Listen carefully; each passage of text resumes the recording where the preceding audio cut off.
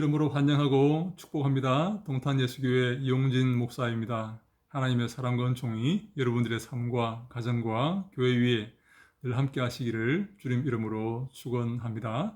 누가복음 산책하기 시리즈를 시작하도록 하겠습니다. 여러분과 함께 누가복음을 읽을 때에 하나님께서 그 말씀 속에서 우리에게 말씀하시고 은혜 주시고 감동 주시기를 간절히 소망합니다. 누가복음을 읽어갈 때에 혹시 여러분들이 이해하기 어려운 내용이나 이해가 잘 안 되는 것들이 있으면 언제든지 댓글에 달아주시면 제가 친절히 제가 아는 범위 내에서 답변을 드리도록 하겠습니다.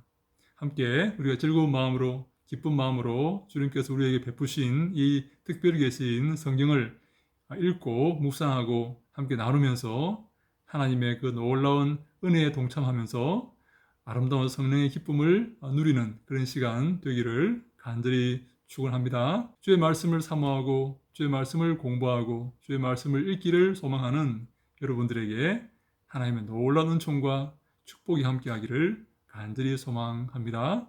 여러분, 누가복음의 저자가 누구입니까? 누가죠? 의사 누가죠? 골로새서 4장 14절에 나오는 대로 의사 누가입니다. 참 다행스러운 것은 다른 성경책들과는 달리 누가복음에 관해서는 이 저자 문제를 제기하는 사람이 없습니다. 누가복음의 저자가 의사 누가라는 사실에 의심을 품는 자가 없다는 그런 말씀입니다. 그렇다면 다른 서신이나 다른 성경에 대해서 그 저자 문제를 제기하는 사람들이 있단 말입니까? 네, 있습니다. 아주 많습니다. 특별히 요한복음 같은 경우에 또 마태복음 같은 경우에 그 복음서의 저자가 마태나 요한이 아니라 다른 사람이다 라고 말하는 사람들이 있습니다. 그리고 바울 서신도 몇 개만 진짜 바울 서신이지 다른 것은 바울이 직접 쓴 게 아니고 바울의 제자가 썼는데 바울의 이름만 써놓은 것이다. 그렇게 말하는 사람들이 굉장히 많습니다. 그런데 여러분 기억하십시오. 누가복음의 저자는 누가이고 다른 복음서의 저자도 마찬가지로 그 복음서의 기록자는 바로 마태나 요한이 맞다 하는 것입니다. 여기에 의문을 제기하고 이의를 제기하는 자들의 의견을 들어보면 도무지 이해가 안 되는 그런 내용들이 너무나 많습니다. 하나의 이슈를 만들어 보려고 유명해져 보려고 그렇게 의문을 제기하고 이의를 제기하는 것이다. 그렇게 보면 됩니다. 그리고 나아가서 저는 이 문제를 굉장히 중요하게 보는데요. 하나님 말씀의 진정성, 하나님 말씀의 정확성, 정직성을 훼손하고 그 가치를 떨어뜨리려고 하는, 그 가치를 훼손하려고 하는 사람들의 개입이 있다. 그렇게 보는 것이죠. 다시 말해서 어떤 사람들은 이 하나님의 말씀의 고귀함과 중차대함과 거룩함을 사모하고 그것을 따르고 그것을 기뻐하는 사람들이 있는 반면에 또 어떤 사람은 그 말씀의 거룩함과 정확성과 진정성을 훼손하려고 하는 사람들이 있어요. 여러분, 그런 사람들이 없는 것 같습니까? 아닙니다. 많습니다. 하나님 말씀을 하찮게 여기고 하나님 말씀을 상대적으로 여기고 하나님 말씀을 다른 문학 작품처럼 여겨서 그 말씀을 재단하고 비판하고 갈기갈기 찢어서 그 말씀을 훼손하려고 하는 그런 시도들이 많이 있습니다. 특별히 신학하는 사람들 가운데, 신학자들 가운데 그런 사람들이 많이 있습니다. 여러분들은 그런 말씀을 듣지 마시기 바랍니다. 들을 필요가 없습니다. 자기가 조금 유명해져 보려고 그런 시비를 거는 거죠. 여러분, 하나님의 그 말씀의 진정성에 문제가 있다. 거룩함에 문제가 있다. 정확함에 문제가 있다라고 문제를 제기하면 굉장히 좀 있어 보이지 않습니까? 좀 지적으로 보이고 뭔가 비밀을 알고 있는 것처럼 그렇게 보이고 뭔가 수준이 다른 것처럼 그렇게 보이지 않습니까? 그렇지 않습니다. 여러분, 그렇지 않습니다. 그 진정성을 믿는 자가 수준이 있는 거고 그 정확성과 거룩성을 받아들이고 인정하는 자가 수준이 있는 거지, 그 거룩함과 정확함을 비난하고 훼손시키려고 하는 자들이 수준이 있는 게 아닙니다. 그들은 다만 다른 목적을 위해서 인기를 얻기 위해서 그런 주장을 한다. 그렇게 보시면 됩니다. 특별히 우리 바울 서신에 문제를 제기하는 사람들이 많지 않습니까? 진정서신 그래가지고 7개만 바울이 쓴 것이고 나머지는 제2 바울 서신 그래가지고 바울이 쓴 게 아니라고 하는데요. 이런 주장이 학계에 굉장히 많이 퍼져 있습니다. 여러분, 그게 바울이 쓴 게 아니라면, 요한복음을 요한이 쓴 게 아니라면, 마태복음을 마태가 쓴 게 아니라면 우리가 얼마나 그 복음서를 신뢰할 수가 있을까요? 여러분, 진정으로 우리가 요한복음을 거룩한 복음서로 진실로 하나님의 말씀으로 우리가 받아들일 수가 있겠습니까? 자기가 써놓고 요한이 쓴 게 아닌데 다른 사람이 썼는데 요한이 쓴 것처럼 그렇게 왜곡하고 있는 그 상황이라면 우리는 그 복음서를 거룩한 복음서로 받아들일 수가 없을 것입니다. 받아들인다 할지라도 약간 깨림직하게 뭔가 좀 이렇게 조금 부족한 그런 느낌을 지울 수가 없는 것이죠. 성경을 우리는 성경 그대로 하나님께서 우리에게 주신 그 생명의 말씀, 특별 계시 그대로 받아들여야지 그게 조금이라도 얹거나 조금이라도 제외하거나 그게 어떤 거룩함을 훼손하는 그런 행위는 마땅히 근절되어야 하고 하나님께서 심판을 내리실 줄로 저는 믿습니다.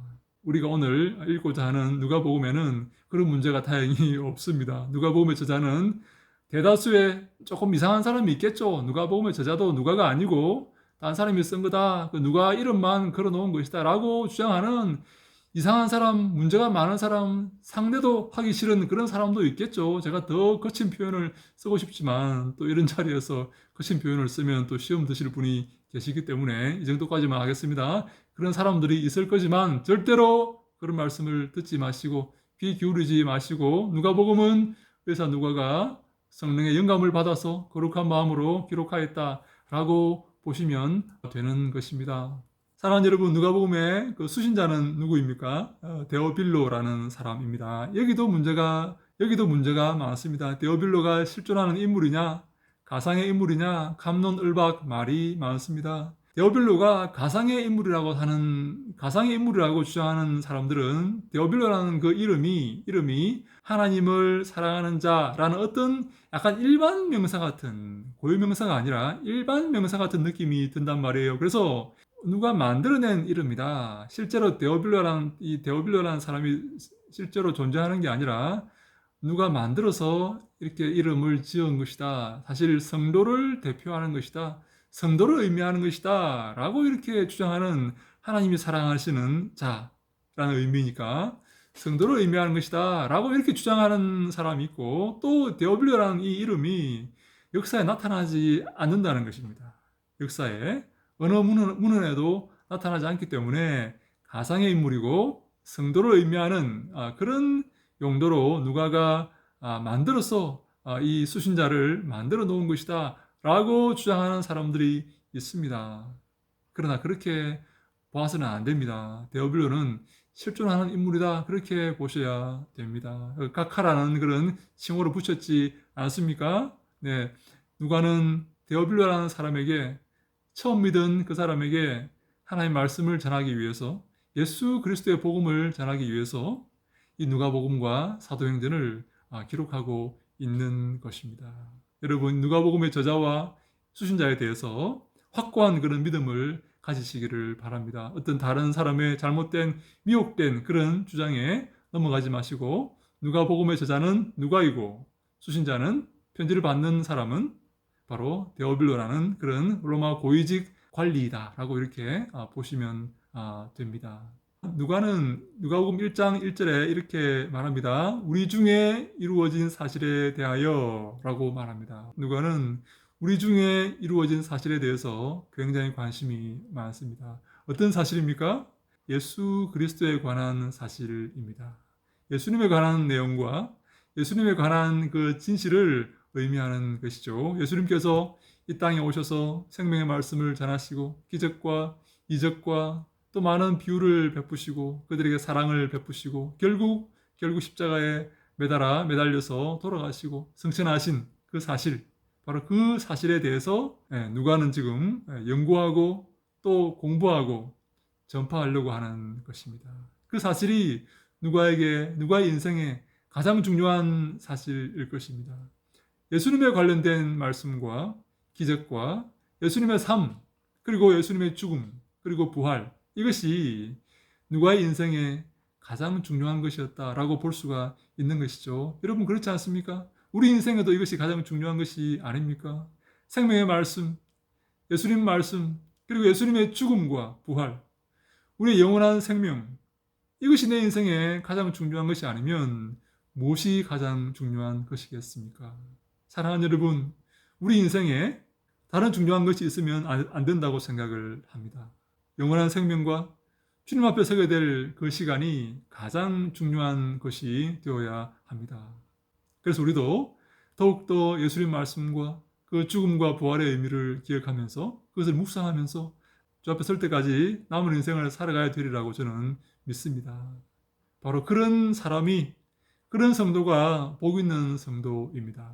예수님의 말씀과 예수님에 관한 사실, 관한 것에는 관심이 없고 이 땅에 속한 것에 마음이 빼앗겨서 이 땅의 것들과 버타면서 살아간다면 주님께서 얼마나 실망하시겠습니까? 그가 진정 주님을 사랑하는 사람이라 말할 수 있겠습니까? 하나님께서 이 땅에 당신의 뜻을 위해서 보내신 그 예수 그리스도를 묵상하고 그 말씀을 기억하며 공부하며 그 말씀을 사랑하는 사람이 주님이 기뻐하시는 사람이다. 그렇게 말씀을 드릴 수가 있습니다. 그래서 2절에 처음부터 목격자와 말씀에 일꾼된 자들이 전하여 준 그대로 내력을 저술하려고 붓을 든 사람이 많은지라. 네, 예수님에 관련된 그 말씀을 전하기 위해서 붓을 든 사람이 많았다는 것입니다. 예수님에 관련된 예수님의 말씀의 의미, 그리고 그 삶과 죽음의 의미, 부활의 의미에 관해서 저술하기 위해서, 쓰기 위해서 붓을 든 사람이 많이 있었습니다. 왜냐하면 그것을 목격한 사람과 그 말씀을 목격하여서 전하여 주는 그런 사도들이 하나둘씩 죽어갔기 때문입니다. 이 누가복음은 일반적으로 주후 80년경에 기록되었다 그렇게 봅니다. 마태복음과 비슷한 그 시기에 기록된 것이다 그렇게 보는데요. 그 시기는 사도들이 그리고 그 예수의 삶과 죽음과 부활의 목격자들이 하나둘씩 주님 앞에 이제 가는 그런 시기입니다. 그렇죠? 그렇죠? 그래서 이제 그 내용들을 기록으로 남기지 않으면 후대에 전할 수가 없는 그런 상황이 된 것입니다. 그래서 그 내용들을 기록으로 남기기 위해서 많은 사람이 붓을 들었다 그렇게 누가는 기록하고 있습니다. 우리의 삶도 후대에게 전하는 그런 삶이 되어야 되지 않겠습니까? 여러분, 내가 깨달은 것과 내가 알고 있는 것과 내가 믿는 것을 다른 사람에게 전하는 그것이 아름다운 일이 아닙니까? 주님은 마태복음 28장의 지상명령에서 내가 너희에게 분부한 모든 것을 가르쳐서 지키게 하라. 내가 너희에게 분부한 것들을 다른 사람에게 가르치라 라고 명령하셨습니다. 그것이 아름다운 일이고 가치 있는 일이기 때문입니다. 그것이 가장 가치 있는 일이 아닐까요? 왜냐하면 그것이 우리의 영원한 생명과 관련되어 있는 것이기 때문입니다. 우리 자녀들의 영원한 생명, 이웃의 영원한 생명, 인류의 영원한 생명과 관계되어 있기 때문에 그것을 배우고 전하고 가르치는 것이 가장 중요한 일이다라고 말씀을 드릴 수가 있는 것이죠. 그래서 당시에 누가 복음을 기록할 그 시기에도 그렇게 예수님의 삶과 죽음과 말씀들을 기록하여서 후대에 전하기 위해서 붓을 든 사람이 많았다라고 말씀하고 있습니다. 우리의 삶도 그런 삶이 되기를 바랍니다. 생명의 말씀을 전하는 삶, 복음을 전하는 삶, 성경 말씀을 이웃에게 나누어주는 그런 삶이 우리의 삶이 되기를 간절히 바랍니다. 그래서 3절에 그 모든 일을 근원부터 자세히 미루어 살핀 나도 데오빌로 각하에게 차례대로 써보내는 것이 좋은 줄 알았노니 라고 말합니다. 그래서 누가도 예수님께서 하신 그 말씀과 예수님의 그 모든 행적과 죽음과 부활에 대해서 자세히 미루어서 살핀 후에 자세히 공부한 후에 많은 자료들을 수집하고 그것들을 연구하고 그것들을 정립한 다음에 데오빌로 각하에게 차례대로 써보내는 것이 좋은 줄 알았다라고 말합니다. 그것을 데오빌로를 위해서 써보내는 것이 좋은 일이다라고 생각을 했다 하는 것입니다. 우리의 삶도 예수님 말씀을 공부하고 수집하고 묵상하고 그것을 즐거워하고 그것을 또한 이웃에게 가르치는 그런 삶이 되어야 합니다. 4절에 보니까 이는 각하가 알고 있는 바를 더 확실하게 하려 함이로다. 그 예수님을 아는 지식을 더 확실하게 하기 위해서 누가는 데오빌로 각하에게 자신이 준비하고 수집하고 배운 것들을 나누어 주기를 원했던 것입니다. 우리의 삶이 예수님 말씀을 전하는 삶이 되어야 한다 하는 것이 바로 오늘 영상의 주제입니다. 누가의 주제이고 누가의 관심의 초점이고 바울의 초점이며 모든 믿음의 선배들의 초점이었으며 성경 기록자들의 초점이었음을 저는 믿습니다. 그것이 바로 주님께 영광 돌리는 가장 중요한 일이다 라고 말씀을 드릴 수가 있는 것이죠. 예수님께서 지상 명령을 그렇게 주셨습니다. 가장 높은 명령입니다. 그것 외에 그것보다 더 높은 명령이 없습니다.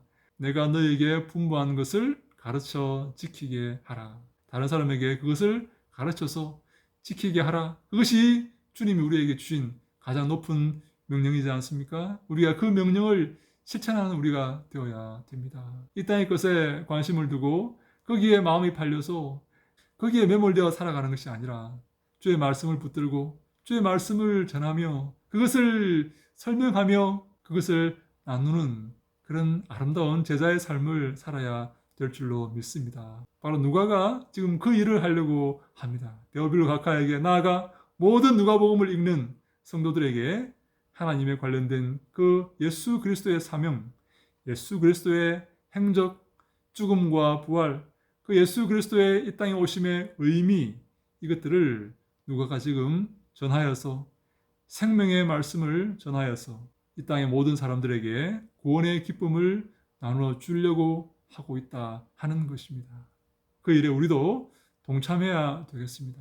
여러분, 이 일에 동참하지 않으시겠습니까? 주의 말씀 붙들고 주의 말씀 설명하고 나누어주는 이 귀한 일에, 가장 중요한 일에, 주님의 지상명령을 실천하는 이 일에 함께 동참하지 않으시겠습니까? 그럴 때 하나님께서 우리에게 큰 은혜를 베푸시고 우리의 삶에 축복하시는 줄로 믿습니다. 그런 은혜가 저와 여러분의 있기를 주님 이름으로 간절히 축원합니다. 할렐루야, 샬롬.